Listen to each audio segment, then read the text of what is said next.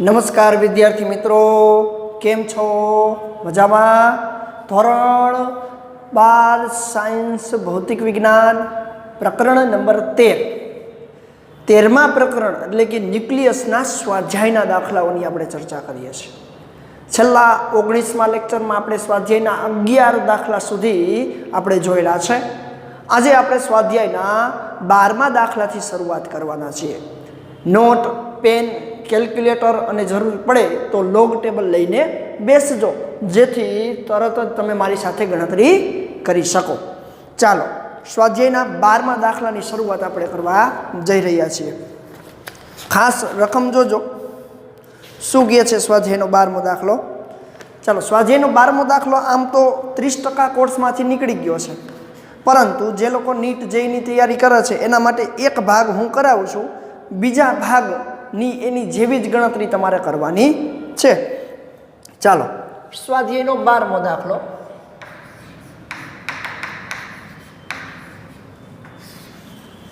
શું કહે છે એ આપણને આપ્યો છે. રેડિયમ 88,226 અને રેનોન 86,220ના આલ્ફા ક્ષયમાં ક્યુનું મૂલ્ય અને ઉત્સર્જિત આલ્ફા કણની ગતિ ઉર્જા શોધો. ક્યુનું મૂલ્ય એટલે ઉત્સર્જિત ઉર્જા શોધવાની છે. આપણને રેનોનનું દળ આપી દીધું છે, રેડિયમનું દળ. તો પહેલાં તો ઉત્સર્જિત આલ્ફા કણ માટે એની પ્રક્રિયા લખી, તો પ્રક્રિયા સ્વરૂપ લખવું હોય તો આમ લખી શકાય: રેડિયમ 88,226 માંથી આલ્ફા ક્ષય થવું એટલે હિલિયમ 2,4માં કન્વર્ઝન પ્લસ, ચાલો 2 હિલિયમ એમાંથી છૂટો પડે તો શું બને છે? 88માંથી 86 એટલે રેનોન 86,222 બનશે. 86,222 પ્લસ આલ્ફા પ્લસ ક્યુ જેટલી ઉર્જાનું ઉત્સર્જન થશે, અને એ ઉર્જા આપણે શોધવાની છે. પ્લસ જે આ આલ્ફા કણ મળે છે એની ગતિ ઉર્જા શોધવાનું કીધું છે. ખાસ જોજો. ચાલો, તો આપણી પાસે શું આપ્યું છે? તો કે આનું દળ આપ્યું છે, આનું દળ આપ્યું છે, અને આલ્ફા કણનું પણ દળ આપણે આગળમાંથી લેવાનું છે. તો ચાલો ભાઈ, પ્રક્રિયા દરમિયાન ઉત્સર્જિત દળ ક્ષતિની ચર્ચા કરું તો ડેલ્ટા એમ બરાબર, ચાલો દળ ક્ષતિ એટલે ઘટક કણોના દળનો સરવાળો. ઘટક કણ એટલે અહીંયા કોણ કોણ છે? રેનોન 222 એટલે કે રેડિયમમાંથી માસ ઓફ રેડિયમ 88,226 એના દળમાંથી માસ ઓફ રેનોન 86,222 એમાંથી માસ ઓફ આલ્ફા કણનું આટલું દળ બાદ કરવાનું છે. તો દળ ક્ષતિ delta M is equal to mass of radium 226.02540 226.02540 એમાંથી બાદ કરવાનું છે 222.01750 222.01750 માઇનસ આલ્ફા કણનું અહીંયા આપ્યું છે 4.002603 4.002603. ચાલો ગણતરી કરો તો 226.02540 માઇનસ 226.02540 માઇનસ 222.01750 માઇનસ 4.002603. હાલો આપણને મળે છે ડેલ્ટા એમ દળ ક્ષતિ 0.005297 આથી ઉત્સર્જિત ઉર્જા દળ ક્ષતિમાંથી ઉત્સર્જિત ઉર્જા Q બરાબર ડેલ્ટા MC સ્ક્વેર પ્રમાણે ડેલ્ટા એમ એટલે 0.005297 ગુણ્યા C સ્ક્વેર એટલે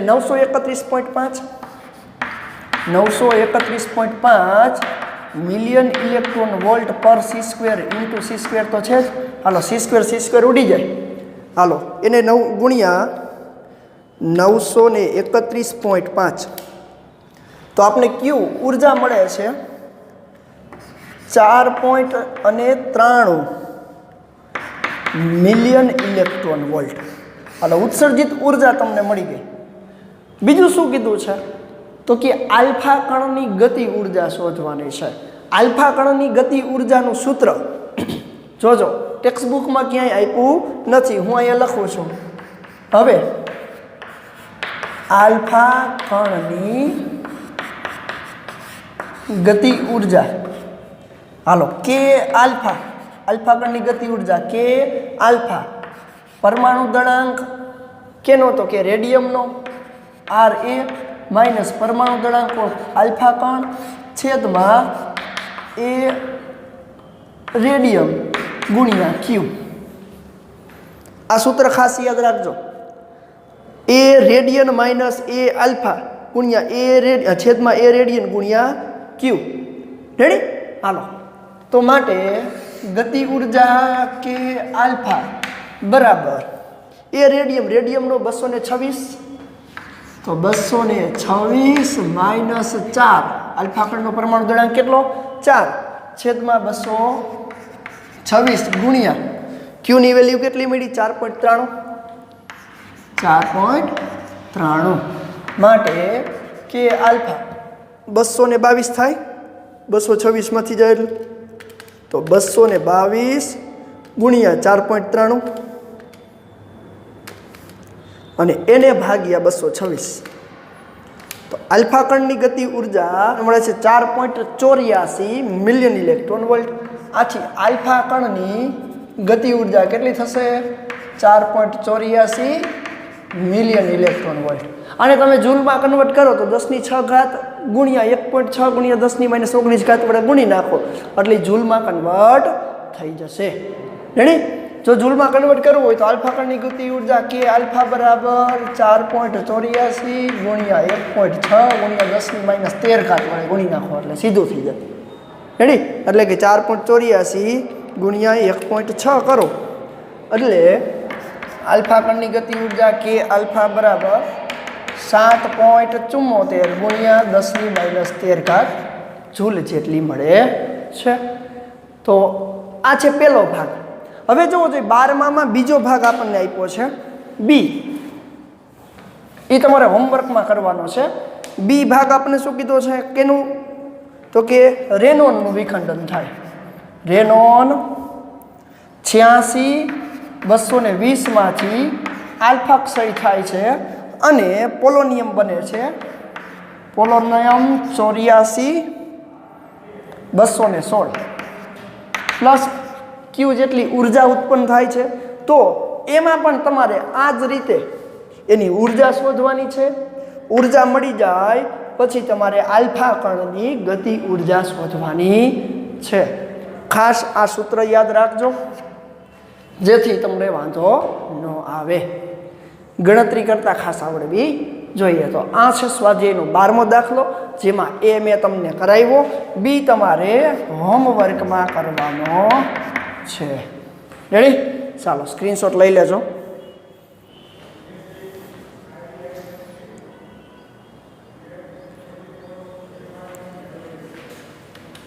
હાલો નેક્સ્ટ સ્વાધ્યાયનો 13મો દાખલો.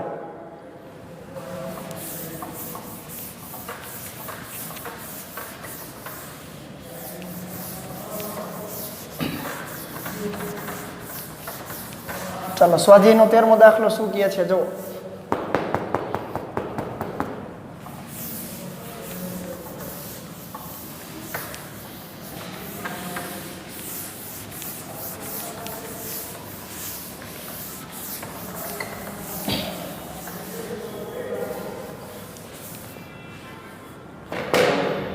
ચાલો સ્વાધ્યાયનો 13મો દાખલો અગત્યનો છે, ખાસ જોજો. રેડિયોન્યુક્લાઇડ કાર્બન 611 જે સમસ્થાનિક છે કાર્બનનો, એની પ્રક્રિયા આપણને આપી છે. કાર્બન 611 નું બીટા પ્લસ ક્ષય થાય છે, એટલે કે બોરોન 511 પ્લસ ઇલેક્ટ્રોન પ્લસ એટલે પોઝિટ્રોન, બીટા ક્ષય થવું અને ન્યુટ્રિનો ઉત્સર્જિત કરે છે. એનો હાફ ટાઈમ આપ્યો છે આપણને T1 બરાબર 20.3 મિનિટ, જેની કાંઈ આપણે જરૂર નથી. ઉત્સર્જિત પોઝિટ્રોન એટલે આ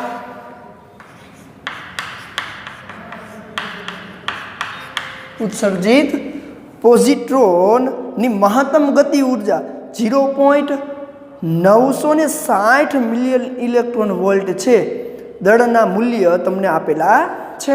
તો ચાલો કાર્બન, અહીંયા દળના મૂલ્ય આપણને આપ્યા છે. માસ ઓફ કાર્બન 611 નું દળ કેટલું છે? તો કે 11.011434 યુનિટ. માસ ઓફ બોરોન આપણને આપ્યું છે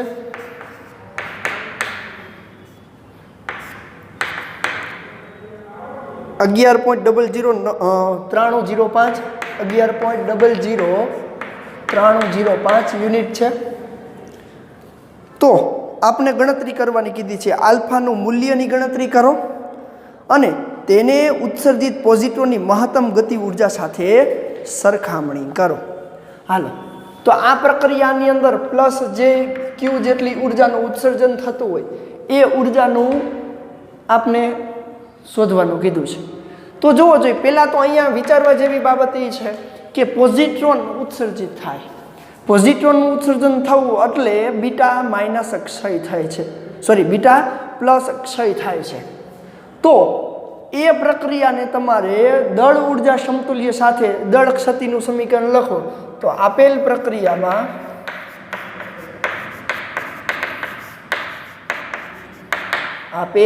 પ્રક્રિયામાં પોઝિટ્રોનનું ઉત્સર્જન થાય છે. પોઝિટ્રોનનું ઉત્સર્જન થાય છે. આથી હવે જોવો જોઈએ, આ એક ન્યુક્લિયસનો ભાગ છે. અહીંયા ઇલેક્ટ્રોનના દળને આપણે બાદ કરવું પડશે. શું કરવું પડશે? બાદ કરવું પડશે. એટલે કે કાર્બન 611 ની અંદર ઇલેક્ટ્રોનની સંખ્યા 6, તો એના દળને બાદ કરવું પડે. અને અહીંયા બોરોન 511 માં કેટલા? 5 જેટલા ઇલેક્ટ્રોન છે, તો એના દળને પણ અહીંયા આપણે બાદ કરવું પડશે. તો આવી જગ્યાએ આપણે દળ ક્ષતિનું સૂત્ર તમારે આમ લખવું પડે તો કે અહીં કાર્બન 611 માંથી 6 ઇલેક્ટ્રોન અને બોરોન 511 માંથી 5 ઇલેક્ટ્રોનના દળને બાદ કરવું પડશે. તો આથી દળ ક્ષતિનું સૂત્ર હવે શું બનશે? દળ ક્ષતિ ડેલ્ટા એમ બરાબર, હવે જેમ લખતા હતા એમ જ છે. હવે હું અહીંયા શું લખીશ? માસ ઓફ કાર્બન 611, એમાંથી કેટલા ઇલેક્ટ્રોન છે? એના 6 ઇલેક્ટ્રોન. તો 6 ઇલેક્ટ્રોનનું દળ, તો માસ ઓફ ઇલેક્ટ્રોન પણ કેટલા? 6 ઇલેક્ટ્રોનનું દળ બાદ કરવાનું, માઇનસ, હવે કૌંસમાં લખું છું, રેડી? કૌંસમાં લખું તો કેનું? માસ ઓફ બોરોન 511 માઇનસ કેટલા ઇલેક્ટ્રોન બાદ કરવાના?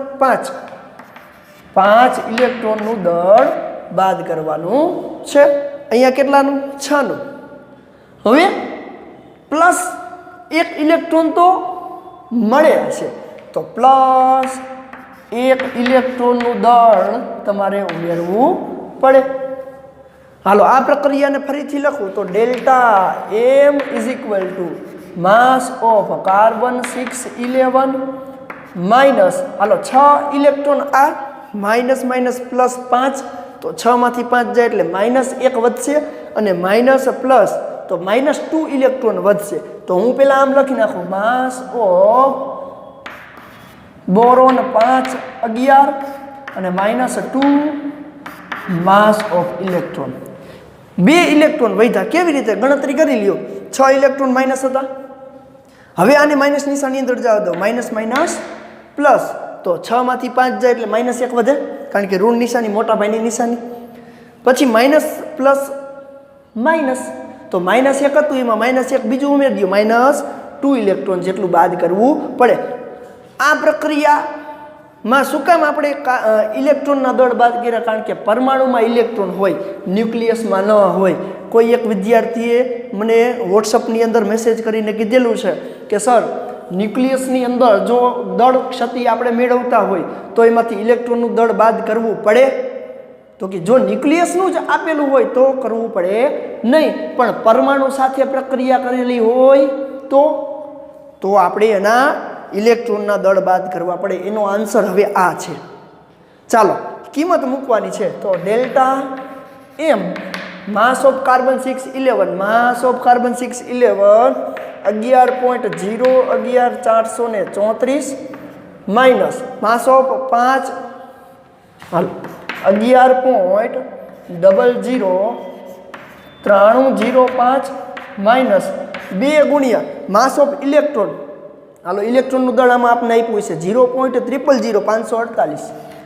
0.000548 ચાલો કેલ્ક્યુલેશન કરીએ 11.011.434 માઇનસ 11.009305 એ આપણને મળે છે 0.002129 અને આને 2 વડે પહેલાં ગુણી નાખો તો શું મળે 2 ગુણ્યા 0.000548 તો એમાંથી 0.002129 બાદ કરું એટલે મને મળે છે સીધો જવાબ અહીંયા લખી નાખું તો ડેલ્ટા એમ દળ ક્ષતિ ડેલ્ટા એમ બરાબર 0.001033 હાલો ઉત્સર્જિત ઉર્જાની વાત કરીએ તો ઉત્સર્જિત ઉર્જા અહીંયા લખું ઉત્સર્જિત ઉર્જા Q બરાબર ડેલ્ટા MC સ્ક્વેર માટે Q is equal to delta M એટલે 0.001033 ગુણ્યા C સ્ક્વેર એટલે 931.5 મિલિયન ઇલેક્ટ્રોન વોલ્ટ પર C સ્ક્વેર ગુણ્યા C સ્ક્વેર ઉડી ગયા હાલો તો એને ગુણ્યા કેટલા કરવાના 931.5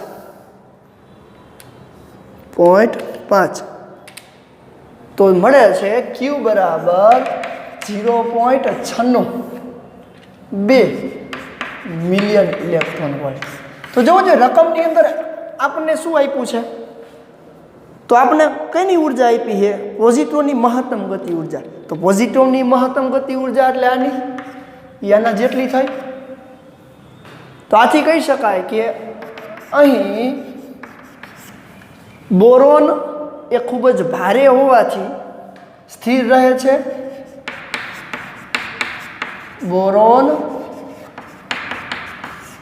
ન્યુક્લિયસ ભારે હોવાથી તે સ્થિર રહે છે આથી તેની ગતિ ઉર્જા શૂન્ય થાય અને વાત કરીએ અહીંયા ન્યુટ્રિનો તો કે ન્યુટ્રિનો દળ રહિત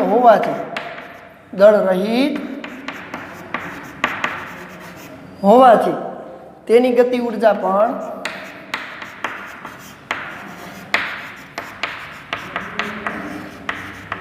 શૂન્ય થાય. આથી બધી જ ઉર્જા એ કોની હોય? પોઝિટ્રોનની હશે. આથી ક્યુ એ પોઝિટ્રોનની ગતિ ઉર્જા જેટલી હોય.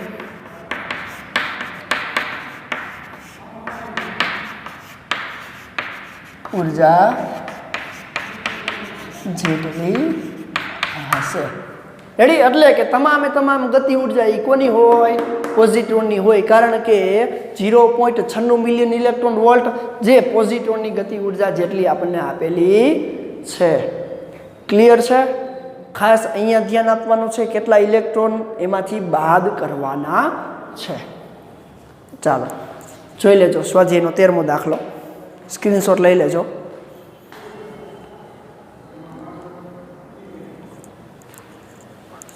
ચાલો નેક્સ્ટ દાખલો છે સ્વાધ્યાયનો 14મો દાખલો.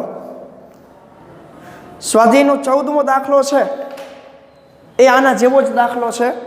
જોવો જોઈએ. હું તમને ખાલી હિન્ટ આપી દઉં છું. તમારે હોમવર્કની અંદર કરવાનો છે. પ્રક્રિયા તમને લખીને આપું છું. બાકી આખો દાખલો તમારે 14મો દાખલો હોમવર્કમાં કરવાનો છે. આના જેવો જ છે એટલા માટે. રેડી? વર્ણન તમારી રીતે તમે કરી શકો છો. ચાલો સ્વાધ્યાયના 14મા દાખલાની રકમ જોવો જોઈએ. શું કહે છે?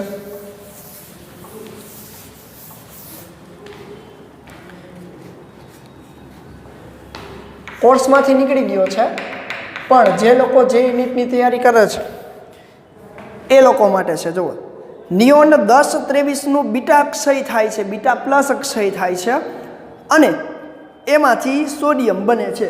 તો જુઓ જોઈએ, નિયોન 10-23 નું બીટા ક્ષય ઇલેક્ટ્રોનનું ઉત્સર્જન થવું અને સોડિયમ 11-23 એટલે કે એક ન્યુટ્રોનનું પ્રોટોનમાં કન્વર્ઝન થાય અને એન્ટી ન્યુટ્રિનો ઉત્સર્જિત થાય છે. તો ઉત્સર્જન પામેલા ઇલેક્ટ્રોનની મહત્તમ ગતિ ઉર્જા, આ જે ઇલેક્ટ્રોન કહેવાય ને એની મહત્તમ ગતિ ઉર્જા આપણે શોધવાની કીધી છે અને પ્લસ ક્યુ જેટલી ઉર્જાનું ઉત્સર્જન થાય. તો અહીંયા પણ આપણે સેમ પદ્ધતિથી હાલવાનું છે. સેમ પદ્ધતિથી ચાલવાનું એટલે દળ ક્ષતિનું સૂત્ર હું તમને લખી દઉં. તમારે આખો દાખલો ગણવાનો છે. હાલો, આમાંથી કેટલા ઇલેક્ટ્રોન? જો ઇલેક્ટ્રોનનું ઉત્સર્જન થાય એટલે કે આમાંથી 5 જેટલા ઇલેક્ટ્રોન પ્લસ કરવા પડશે.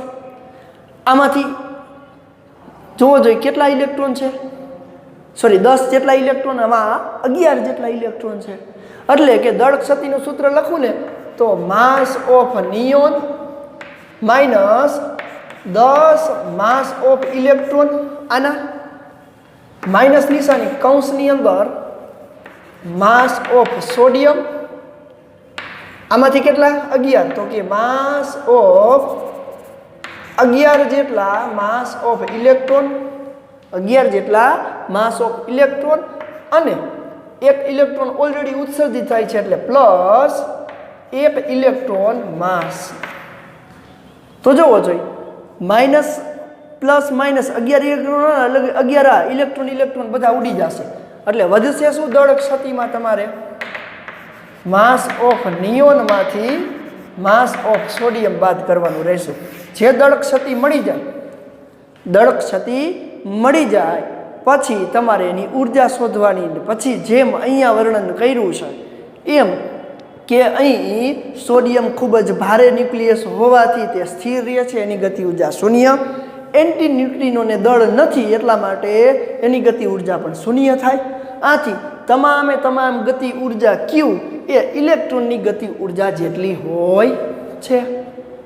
આટલું જ ખાલી લખવાનું છે પણ આને આગળના દાખલાની જેમ આગળ વધારવાનો છે. ખાસ જોઈ લેજો. ચાલો, આટલી હિન્ટ મેં તમને આપી દીધી છે. હવે તમારે આગળ દાખલો પૂર્ણ કરવાનો છે. તો આ છે સ્વાધ્યાયનો 14મો દાખલો. જોઈ લ્યો. હાલો, સ્ક્રીનશોટ લઈ લેજો.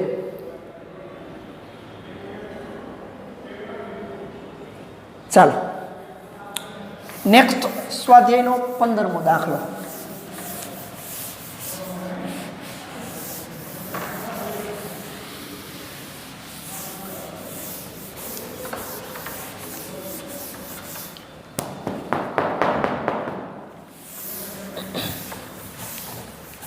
હાલો રકમ વાંચો સ્વાધ્યાયના 15માં દાખલાની શું કહેવા માંગે છે જુઓ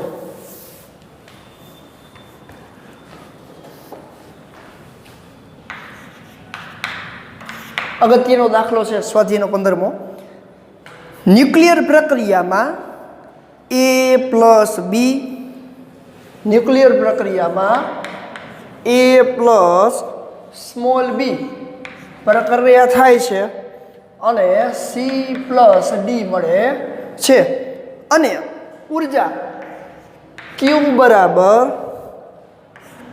માસ ઓફ A વત્તા mass of B minus mass of C minus mass of D into C² અનુસાર મળે છે જ્યાં દળો અનુરૂપ ન્યુક્લિયસના હોઈ શકે અનુરૂપ એટલે કોઈ પણ જ્યાં આપણે આપ્યું હોય એ તો આ વિગતો પરથી નીચેની પ્રક્રિયાનું ક્યુ મૂલ્ય શોધવાનું છે અને એ ઉષ્માક્ષેપક છે કે ઉષ્મા શોષક પ્રક્રિયા છે એ નક્કી કરવાનું છે તો હાલો પહેલી પ્રક્રિયા આપણને આપી છે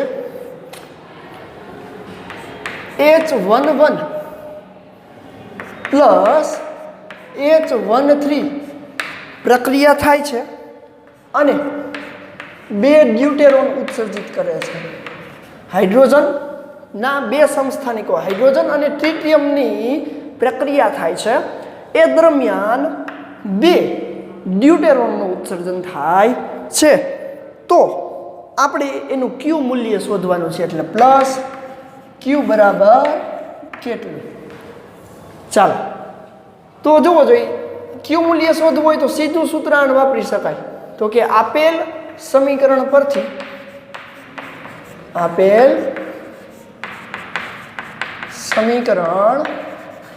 પરથી ક્યુ મૂલ્ય ક્યુ બરાબર હવે અહીંયા શું લખી શકો માસ ઓફ હાઇડ્રોજન 11 એની જગ્યાએ પ્લસ માસ ઓફ ટ્રિટિયમ 13 રેડી હાલો મોટો કૌંસ માઇનસ માસ ઓફ ડ્યુટેરિયમ 12 અને માસ ઓફ પાછું ડ્યુટેરિયમ 12 તો આ તો 2 વાર છે એટલે 2 વાર લખી શકાય હાલો બધાના દળ પણ આપણને આપ્યા હશે જુઓ હાલો માસ ઓફ હાઇડ્રોજન 1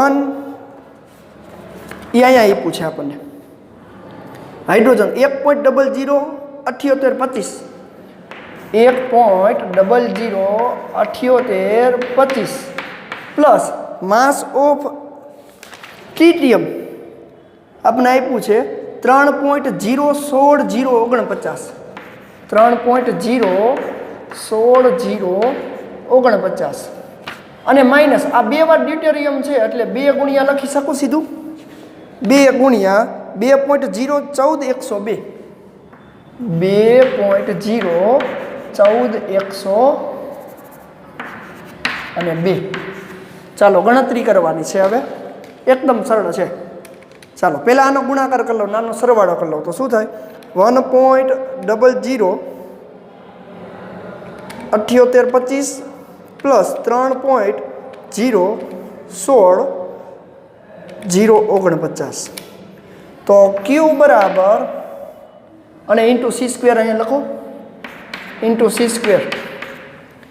તો 4.0233874 માઇનસ 2 વડે ગુણી નાખવાને 2 ગુણ્યા 2.014 તો મળે છે 4.02824 હાલો તો આમાંથી આ બાદ કરું તો શું મળે 4.023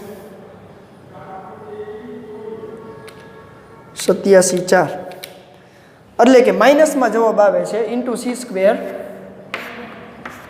હાલો માઇનસમાં જવાબ આવ્યો માઇનસ 0.00433 ઇન્ટુ C² એટલે 931.5 C² million electron volt C² ઉડાડી દે હાલો આને 931.5 વડે ગુણી નાખો 931.5 તો માઇનસમાં જવાબ આવે છે માઇનસ 4.033 મિલિયન ઇલેક્ટ્રોન વોલ્ટ. ઋણ જવાબ આવે એનું મિનિંગ શું થાય? આ પ્રક્રિયા આપમેળે થતી નથી. તો કે અહીં Q નું મૂલ્ય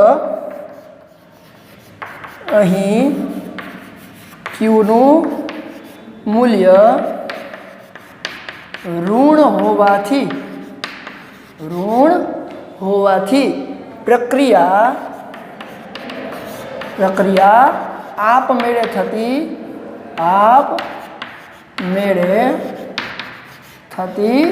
નથી. આથી પ્રક્રિયા કેવી છે? ઉષ્મા શોષક પ્રક્રિયા છે. ઉષ્મા શોષક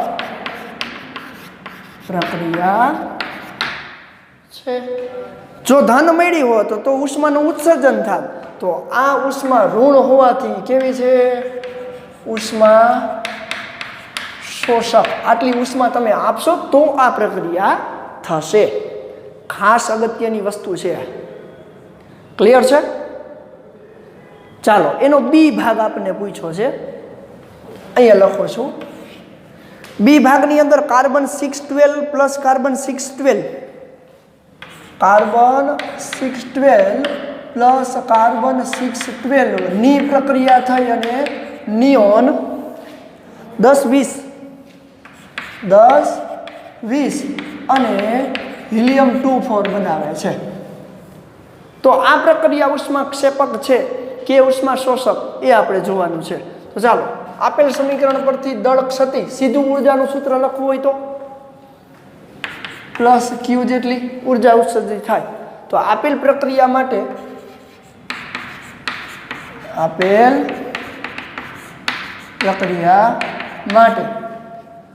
ઉર્જાનું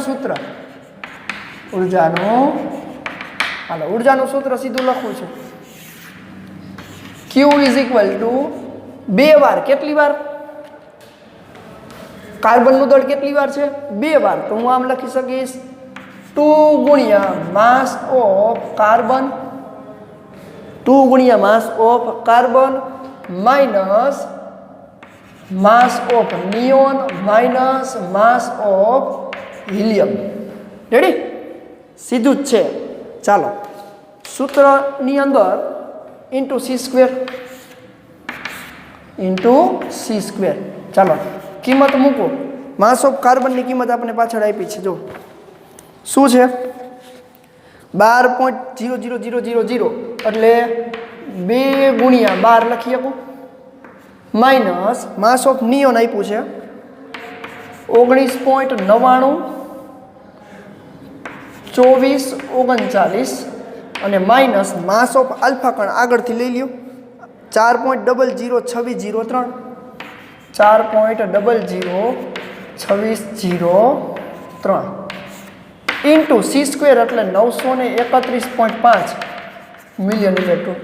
હાલો 12 ને 24 માંથી ખાસ જોજો 24 માંથી બાદ કરતા જાય 19.99 2439 ને હજી માઇનસ 4.002603 તો મને મળે છે Q ઇઝ ઇક્વલ ટુ 0.004958 અને એને ગુણ્યા 931.5 કરવાના એટલે એ આપણે ઉર્જામાં મળે. તો હાલે એને ગુણાકાર કરી નાખો 931.5. તો ક્યુનું મૂલ્ય કેવું મળે છે? ધન. અને 4.62 મિલિયન ઇલેક્ટ્રોન વોલ્ટ જેટલું મળે છે. તો આ પ્રક્રિયા આપમેળે થાય છે. તો કે ઉર્જાનું મૂલ્ય ધન